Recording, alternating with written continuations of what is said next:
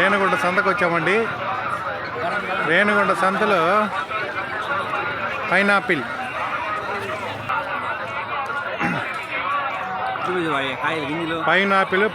పైన లైట్గా కారం ఉంది. చాలా టేస్ట్ చాలా అద్భుతంగా ఉంది.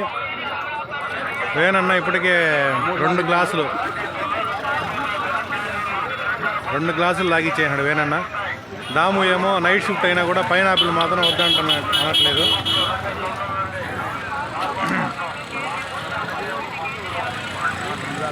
వేనన్న ఎన్ని తింటావునా? ఒకటి చాలు కదా, అంత బాగుందా?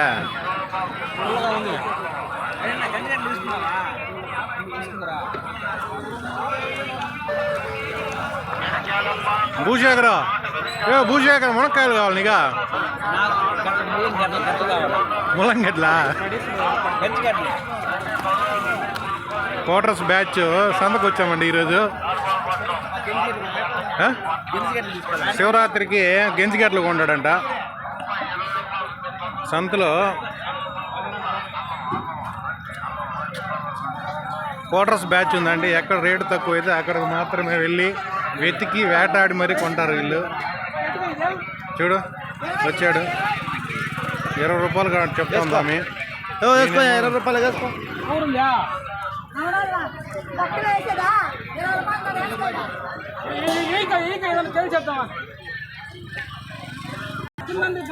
మంచి గెంజిగడ్డ ఇచ్చారండి, అద్భుతంగా ఉంది.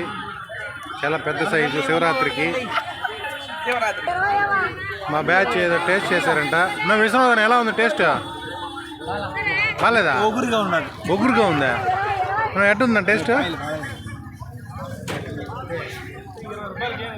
రా ఇటు పోదాం రా.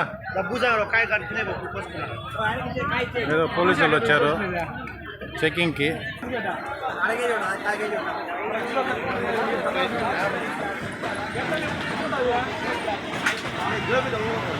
ఇది రేణిగుంట సంత. మంచి సమోసా అవ్వ. భూశేఖర్ సమోసా అన్న తీసియా? కానీ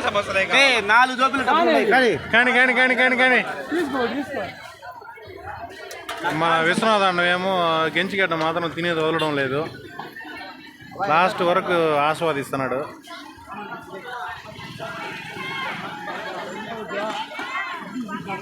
ఏడున్నరకు వచ్చామండి సంతకి.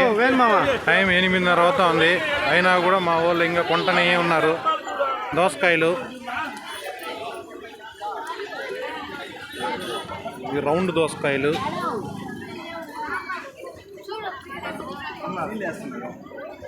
మంచి దానిమ్మకాయలు, గ్రేప్స్, కమల అండి. ఇది కమల, నాటు కమలాలు.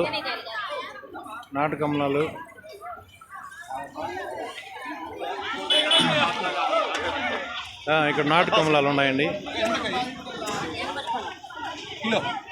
కిలో 80 రూపాయలు అన్న. అది కూడా అంతే.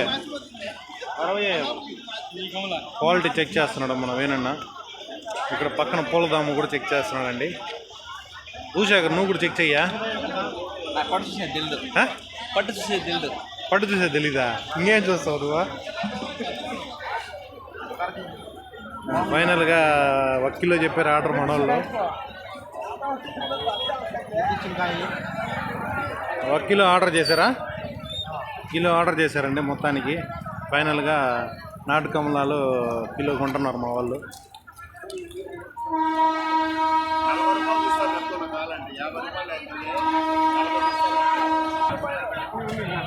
పెట్టాను.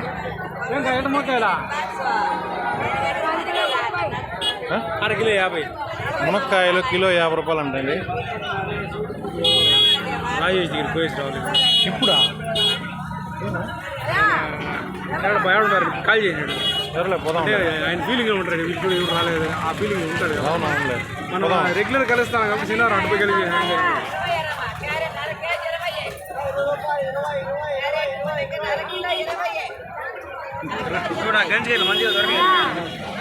మాది ఇంతటితో పూర్తయిందండి రేణిగుంట సంత. ఇంటికి బయలుదేరుతున్నాము. ఇదంతా రేణిగుంట సంత ఈరోజు.